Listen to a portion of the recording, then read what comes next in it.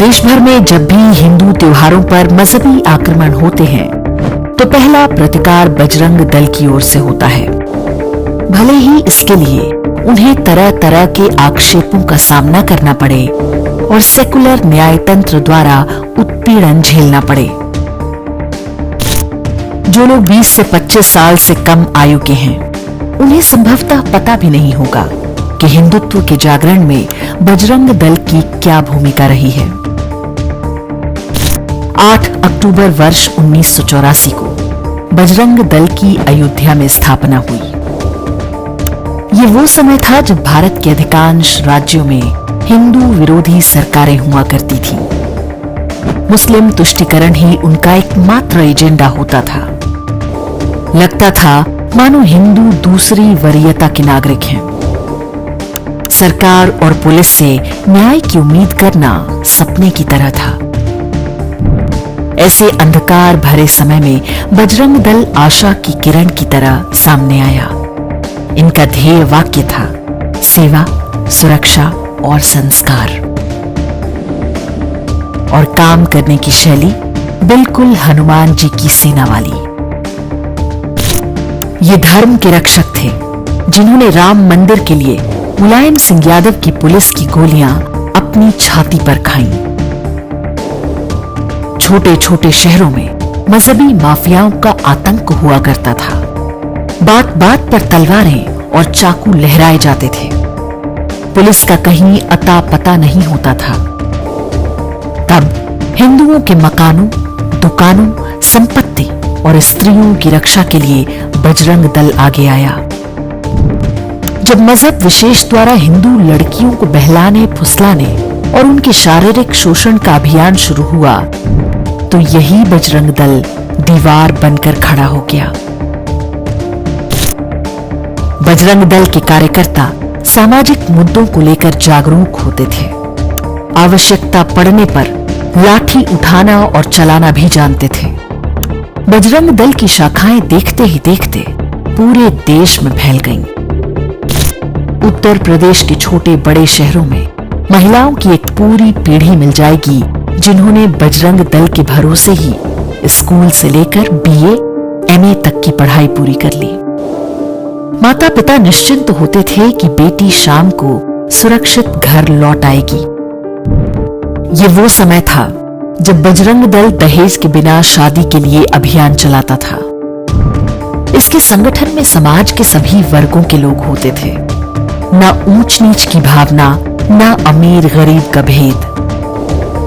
बजरंग दल की सेवाओं का असर यह हुआ कि वो सेकुलर गिरोहों की दृष्टि में चढ़ गया। इसके बाद आरंभ हुआ बजरंग दल को कलंकित करने का खेल, केवल भारत ही नहीं पूरे विश्व में। वर्ष 1992 में बाबरी उन्मूलन के बाद बजरंग दल पर प्रतिबंध लगा दिया गया। बाद में इसे हटाना पड़ा। वर्ष 1998 में ईसाई नियंत्रण वाली अंतर्राष्ट्रीय संस्था ह्यूमन राइट्स वॉच ने बजरंग दल पर चर्च हमले का आरोप लगाया, लेकिन उसके पास कोई सबूत नहीं था। फिर 2002 के गुजरात दंगों में बजरंग दल को लपेटने की पूरी कोशिश की गई। वर्ष 2005 में NDTV चैनल ने दावा किया कि महाराष्ट्र के नांदेड़ में बजरंग दल के कार्यकर्ता बम बना रहे थे ताकि देश भर की मस्जिदों में विस्फोट करा सके। जांच में यह पूरी कहानी फेक न्यूज सिद्ध हुई। वैलेंटाइन डे के बहाने बजरंग दल को बदनाम करने की कहानियां खूब बढ़ा चढ़ाकर मीडिया पर दिखाई जाने लगी। मनमोहन सिंह, सोनिया गांधी की सरकार बनने के बाद तो पूरे राज्य का एकमात्र लक्ष्य बजरंग दल के अस्तित्व को मिटा देना हो गया। आतंकवाद से लेकर प्रेमी जोड़ों की पिटाई तक के आरोप लगाए गए। बजरंग दल ने भारत में ईसाई मिशनरियों के धर्मांतरण अभियान को चुनौती देने का प्रयास किया था। इसका मूल्य उन्हें चुकाना पड़ा। पहले मीडिया ने उसे खलनायक बनाया, फिर उसके नेताओं पर झूठे पुलिस केस और मुकदमे थोपे जाने लगे। सरकारी तंत्र और न्याय व्यवस्था की घृणा का परिणाम यह हुआ कि बड़ी संख्या में बजरंग दल के कार्यकर्ताओं को अपना बलिदान देना पड़ा। राष्ट्र और समाज के लिए बलिदान का ये क्रम आज भी जारी है। उनके लिए ना तो कभी सर्वोच्च न्यायालय ने संज्ञान लिया, ना ही मानवाधिकार के नाम पर नौटंकी करने वाले संगठनों ने।